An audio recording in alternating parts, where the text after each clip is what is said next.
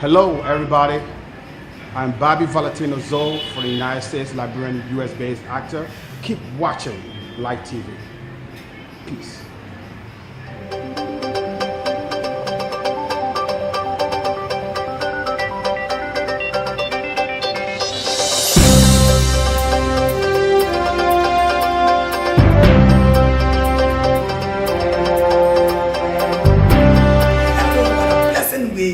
To welcome you to another great edition of Meet the Expert. Meet the Expert is the program that brings people with expert opinion to your television set, and they pick up a topic that we discuss, and then we ask you to call in. For today's edition of Meet the Expert, we're looking at the integrity and accountability issue that I don't want to say it's very serious, but it's creeping in slowly. And this government is a new government. They're not even getting on their feet, and we've got a lot of small issues with integrity, accountability, transparency. We got all the little stuff creeping in, and we as media practitioners gotta start flagging them up now before they get very serious. And in the way to flag them up, in that same line to flag them up, we have to bring experts, people with experts' opinion, to be able to discuss. So today, our expert in studio is the Executive Director for the Center for Transparency and Accountability in Liberia, CENTAL. He's Mr. Anderson Miamin, and we'll be discussing the Global Witness report, we'll be discussing some of the appointments, and on the overall, we'll draw down slowly on the work that CENTAL is doing in Liberia. So keep tuned, stick to your television set, pick up your phones, get ready to dial the numbers and just throw on your TV set, but just stick and stay, and we'll come right back right after this break. Welcome back, and again our guest is Mr. Anderson Miamin. Mr. Miamin, welcome to Media Expert. And you are the expert in the room today, so we'll be listening to you a lot, and we expect to have a fruitful discussion as we go through. Thank you very much, Siata. It's a pleasure to be on your platform for the first time. I hope this will be the last time. Thanks to the family here for the good job you've been doing. We look forward to more of these kinds of platforms for citizens, individuals from different sectors to provide some perspectives around what's happening in a country. In this case, the fight against corruption and some of the governance issues we see emerging, as you indicated, in the country. Definitely. So we here to point some of those issues out and give our own opinion and expert opinion on some of those issues. But before we dive into what we want to discuss, I recently CENTAL issued a release, and I read that release, and I thought it was good enough. So I wanted us to discuss the release a little so we can go into other topics. So I would say, what prompted that release? The release was basically on the latest report from Global Witness, the Catch Me If You Can report. For us, we like to say re-exposing, right? Re-exposing corruption in the public sector, in the oil sector. We've had different scandals being revealed over time, especially under the past government, the government of President Ellington Sirleaf, former president, the silver mining case. There were instances where public officials used their authority to abuse public trust in that process, misapplying resources. So this is not the first of its kind. That's why we call it re-exposing corruption in public sector and in the oil sector in particular. And that statement was basically about what the government can do in tackling this issue, corruption. But in this case, the situation that was reported or revealed by Global Witness, what did it say? Block 13 is one of the oil blocks we have in the country, the most contentious oil block, so to speak, and processes around how the oil block was awarded initially to a company in 2005, a Liberian company that has shareholders also from the UK, and later on in 2007 the legislature ratified that agreement, and then because of lack of capacity, according to a report, that Broadway Consolidated didn't have the capacity to really explore or develop the block or do further work. Different reasons. Part of the reasons that brought this whole conversation is the fact that some of the actors that were in power at the time, especially the then Minister of Lands and Mines, Jonathan Mason, and another deputy, Oba Wele, who is said to have died in 2012,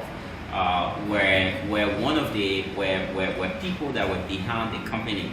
And because at the time they were in power, it is said that they used their authority, or they might have used their authority, because at some point the documents that came up showed that only one Liberian, one councillor, Jala, David Jala, was the listed shareholder in the company, Liberian shareholder.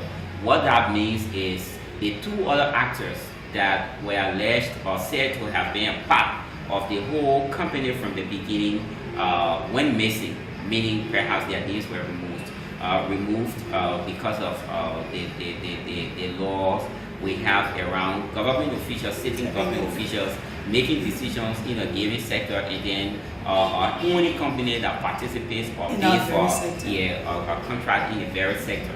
So we had ExxonMobil coming in, an American company, because like I said, the whole Block 13 situation has been contentious, and the company was coming in to buy the oil block or high interest in it, and because of the US regulations around how the companies can transact in terms of the transparency and the accountability of these companies, they couldn't come in directly. So according to the Global Witness report again, they had to find an intermediary. So this Canadian company was the go-between. They bought the oil block. Canadian Petroleum overseas. It was the go-between. They bought the oil block, and then from Broadway, and then ExxonMobil came in later on, to buy shares from the company, from the Canadian company. And the most important thing about the whole situation is the fact that there are allegations of corruption. There are instances where large payments were made to different public officials. So they, at some point, 35,000 USD, and that's something, as we read on social media, a report, a statement from the then Foreign Minister, Finance Minister, Minister Amara Coney, released a statement indicating that he actually received 35,000. That statement, was alleged to have come from him. Let me use that. Was alleged to have come from him, indicating that he actually took the money, but it was a bonus that was approved by the then board of NUCA. He wasn't the only person. The Minister of Justice, then Minister of Justice, Councillor Christiana Ta, also received that amount, and other board members of NUCA, including the then board chair, pro bono board chair, Robert Sally, also received the amount. So altogether, up to about 210,000 USD was paid to the different senior government officials in question. And board members. The board members. There were also other payments that were made around the same period to the legislature that are captured in the report. So the whole situation about the oil sector has been concerning. Like as indicated, this is not new. we see this as re-exposing, as I always say, re-exposing corruption in the oil sector. Re-exposing because in the extractive sector, because the first one was the cyber money. Yeah, we've had corruption in different sectors in the country. Yeah, in different sectors. We've had a very bad history of managing our resources. There's been this thing about natural resource curse, whereby countries that are naturally endowed, countries that have resources, iron ore, diamond, gold, forest, in the case of Nigeria, do not really benefit from these resources. Often than not, as it is the case of Nigeria, government officials or those in power exploit the citizenry, use these resources, proceeds from these resources for their own benefits. In the case of this report we're talking about, 35,000 for each senior government official, somebody that is already being paid. So that's the most concerning part of it. And we have all this money coming, 50 million. What can we see? How was the money used? There's no accountability. But let's look at, I know the piece was good, and I say I read, but then look at the extractive sector. And there's a lot of issues that surround the extractive sector, especially issues that have to do with corruption. And you being an integrative body that kind of monitor the corruption, or try the corruption sector, or anti-corruption sector, how do you see the extractive sector? Is it credible enough?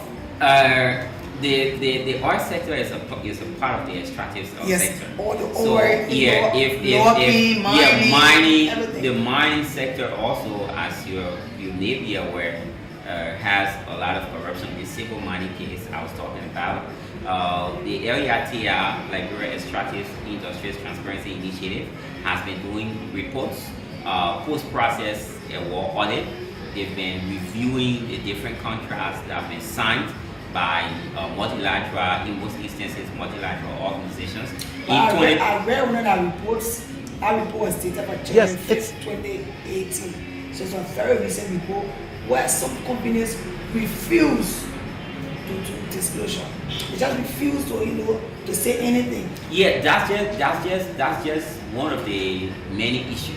In 2013, for example, LETI came out with a report, the very first post-process award audit report, that says out of 68 concession agreements, more than 85% didn't meet Liberian laws, or they were not in conformity with best international practices around awarding of concessions. Not just that, quite recently, Center did a research on the mining sector. We were looking at corruption risks and vulnerabilities. Okay. We can wrap back. So that report, will go in detail. But before then, we'll take a very short break, and we'll take a briefing break, very short break, and we'll come right back. And when we come back, we'll look at that report that Center, that research that Center did, and we'll explore the report. So stay tuned as we take a very short break. Back to school offer. Case Corner returns to your TV screen on Light TV. Case Corner brings together children between the ages of 5 to 12 years. This program is geared towards teaching children through exciting educational activities with fun. Case Corner also offers children the opportunity to participate in group presentations, setting the platform for aspiring future careers. Registration is in progress and will be done on first-come, first-served basis. Registration is free with new and interesting features, poems, a recitation, Bible verses, games, and story time with Auntie Louisa. For contact, please contact us at email broadcastlight@gmail.com or call 0770-142-765 or 0886-529-605. Better still, 0777-533-850.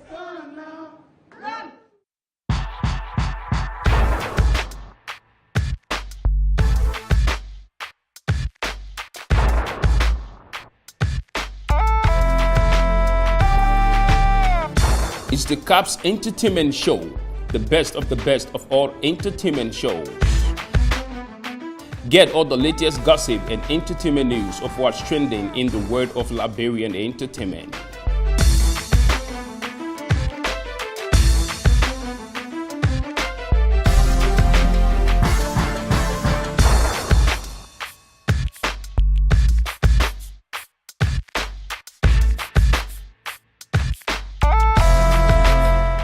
Enjoy 100% Liberian entertainment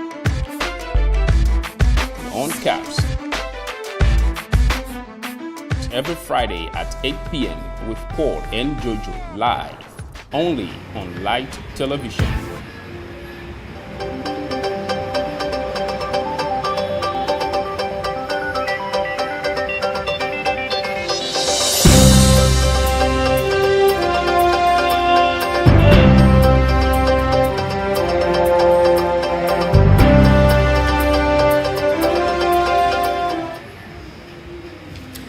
Just joining us, you watching Meet the Expert. Stay tuned as we continue discussing. Before we move for the break, we're discussing the extractive industry and all the issues, the alleged corruptions and everything that surrounds the extractive industry. And he was telling us about a report, a research that Central did, and then we took a break. So now that we are back. I was just bringing that research in to give more reasons why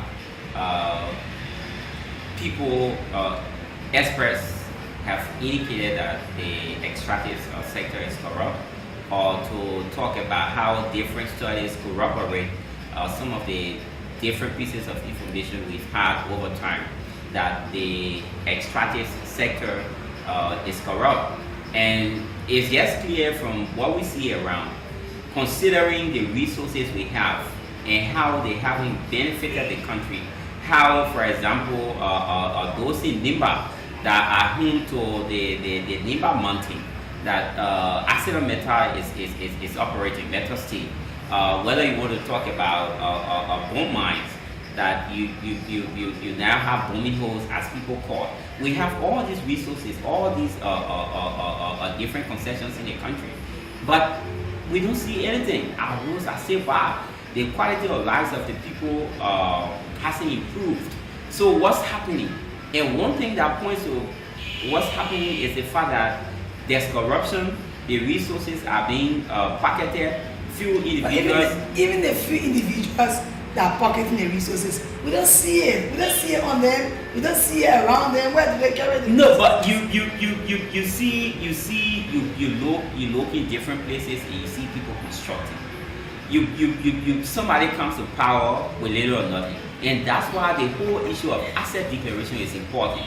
As we have this conversation, we have to look at the different contexts and some of the things that need to happen to support the fight against corruption in Liberia.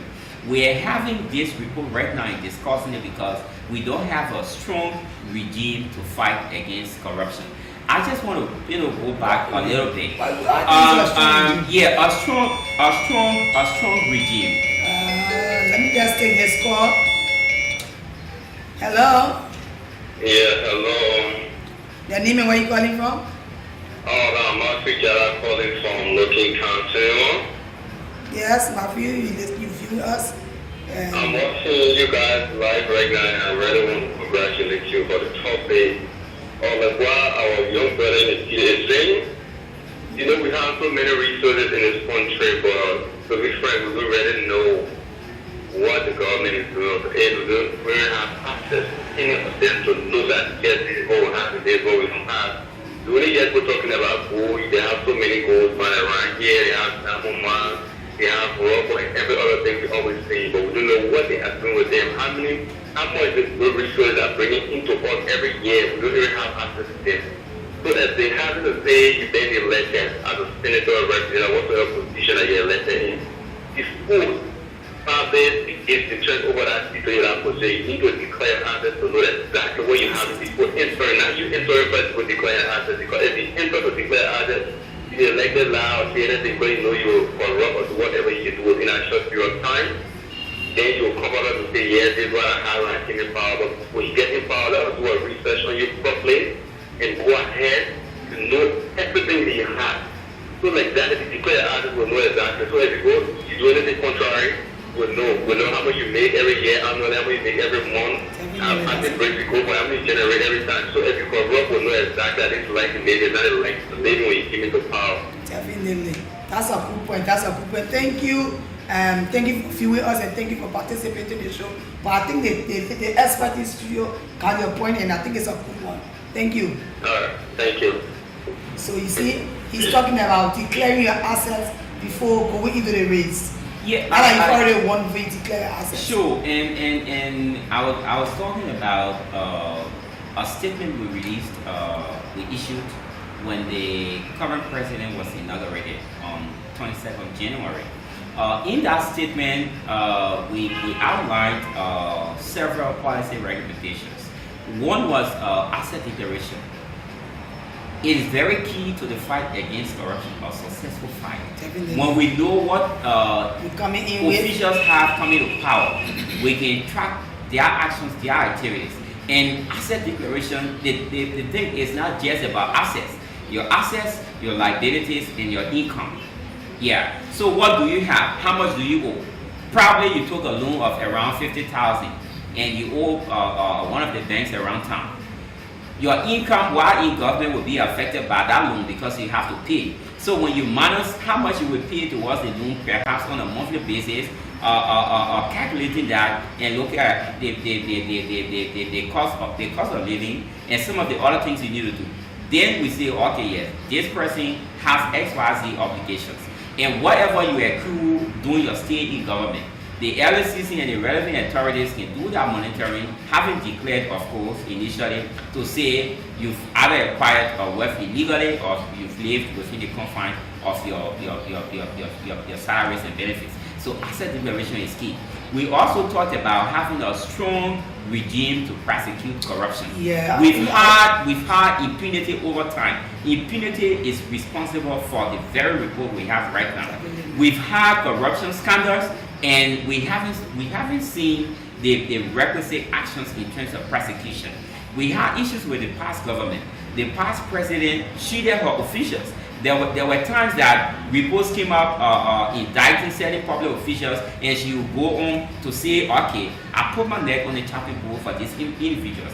We saw that with the case of the then finance minister Gafuan. We saw that with the oil company of Liberia when the company went bankrupt. When the president's son, Robert Salif, was board chair of NUCA, the very period during which this ExxonMobil deal was finalized and this corruption scandal has been revealed. He was board chair of NUCA. All of those things happened. A company that had millions went bankrupt. Up to today's date, there are no actions. So impunity is key. If this government wants to succeed in fighting, how do we fight the issue of impunity? How do we hold them to the fire, put their feet to the fire to be able to declare their assets? Because if you ask me to declare my assets, I just ignore you and go unpunished. What do we do as a people? We have a law, and that's what I'm talking about, a strong regime, right? We've elected these people, and they have the responsibility now to seek our interests. We have a law, the Code of Conduct, Part 10 of the Code of Conduct talks about asset declaration. Declare your assets, your income, and your liability. And the LSCC and the LSCC, Liberal Anti-Corruption Commission, and the General Auditing Commission are responsible to receive these assets, these declarations from the different government ministries and agencies, the executive, the judiciary, and the legislature. The law says that those in the executive can report to the GSC. We understand that the GSC has an arrangement with the LSCC, so LSCC can receive those declarations directly. Those in the legislature can report in the case of the lower house, they can report to the chief clerk, and in the upper house to the secretary of the Senate, in the judiciary to the clerk of the court, the Supreme Court. So we have these structures. All we need to do as citizens is to pressure these people to act. But Anderson, let me say, we are citizens. We're supposed to pressure them. We have all these structures, we have all the laws on the book. But sometimes they deliberately ignore us. They deliberately, I would say, disrespect us. It's like, I don't care about you anymore. I've gotten your vote and where I am now. I don't care about you. So we as citizens, what do we do? What one? There are several accountability mechanisms.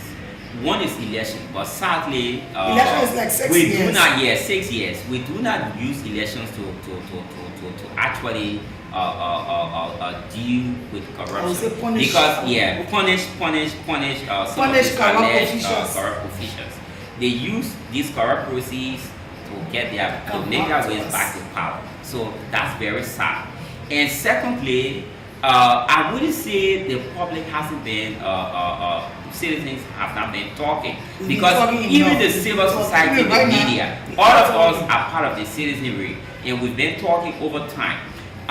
In other countries, perhaps because of the experience we had, the war years, and all the different things that have happened, people think that getting in the streets sometimes will lead to uprising. So they are strongly advised against getting in the streets in the case of perhaps demonstration, or what we see in other countries that people take to the streets for weeks and months to demand certain actions.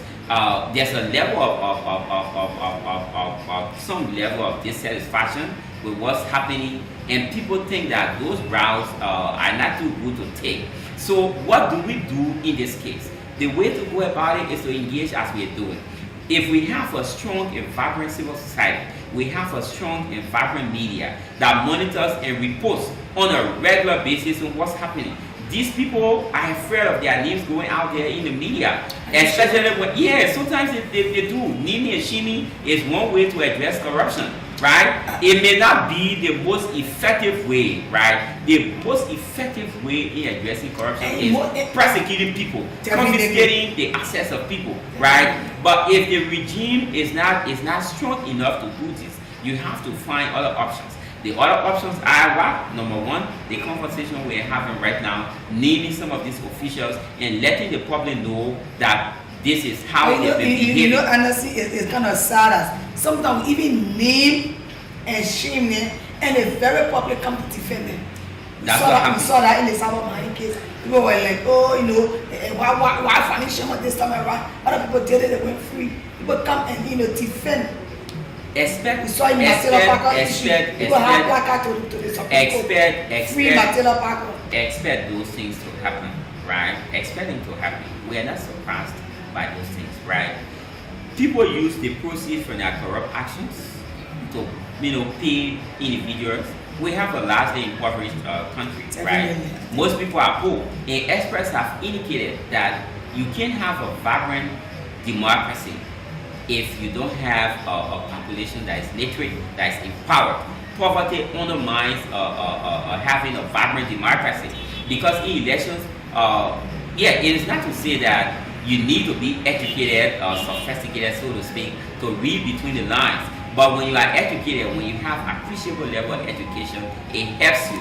When you are empowered, when you are gainfully employed, it helps you not to be manipulated. So some of the reasons why we have all of these things happening, politicians paying little or nothing to citizens to get elected, is because of the high level of poverty.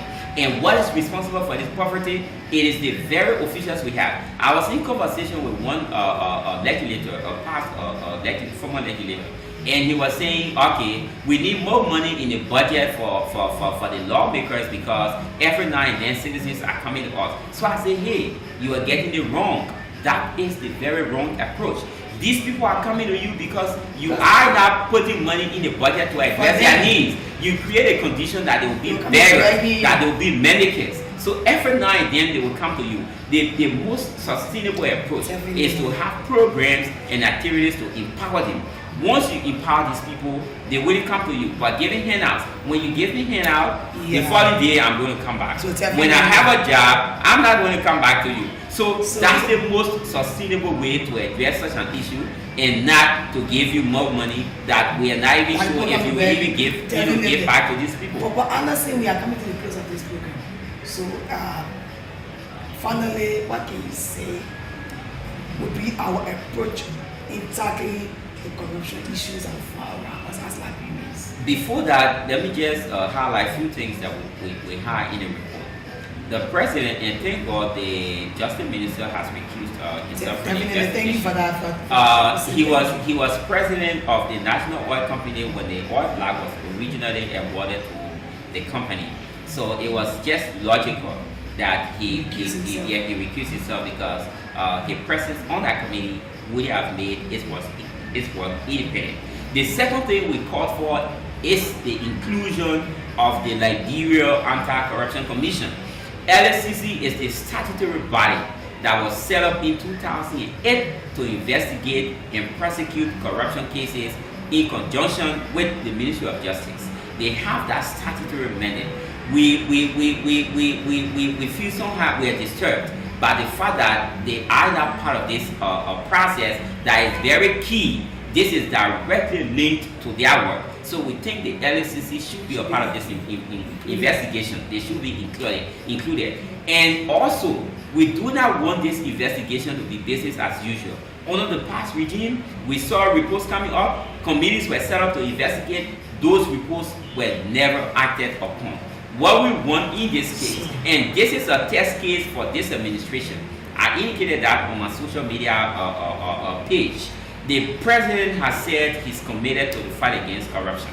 Higher ups in this government, in the party, have said they're committed to the fight against corruption.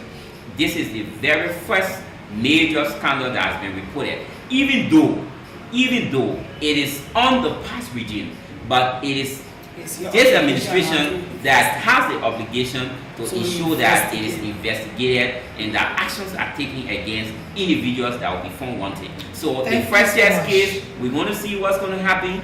Let's keep engaged with this process. We think the president has a lot to do. Pragmatism is very key. We've had lip service over time. Right now, we want practical actions. Lip service should be something of the past. Thank you so much, and I say thank you so much. We've had lip service, we have had all the talking, and now we want some actions.